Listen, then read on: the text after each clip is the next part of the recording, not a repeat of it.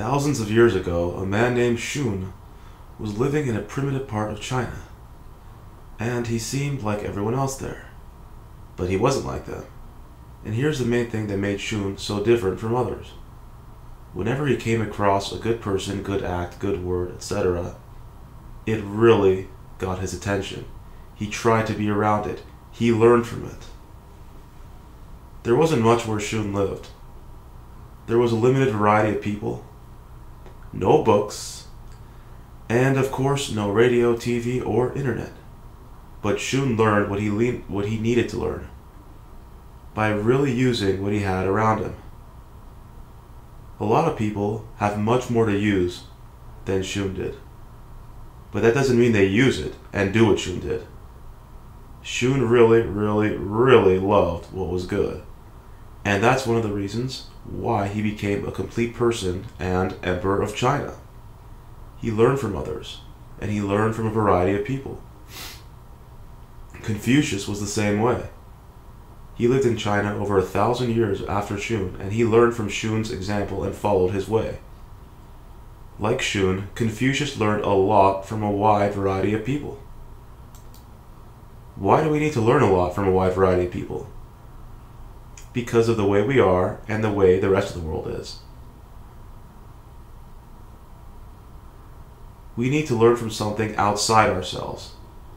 Otherwise, we won't get very far. And there's no one out there who can teach us everything we need to learn. No matter who a person is, he can only give us pieces of what we need, and not all of it. Some people have a lot to teach us, and some people have a little to teach us. But no one can teach us all of what we need to learn, or even 10% of it. Confucius and Shun realized that. They had the right views, and those views guided what they did.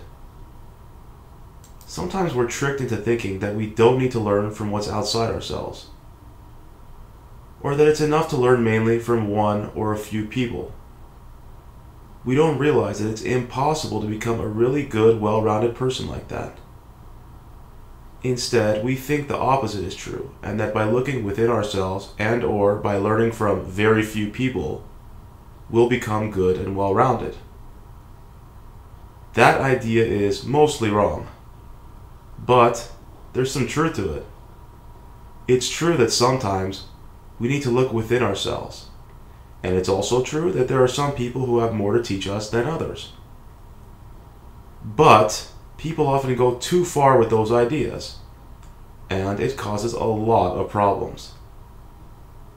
Even though there's a lot we need to find within ourselves, and even though there are some people we need to learn a lot from, that doesn't mean we should cut off everything else.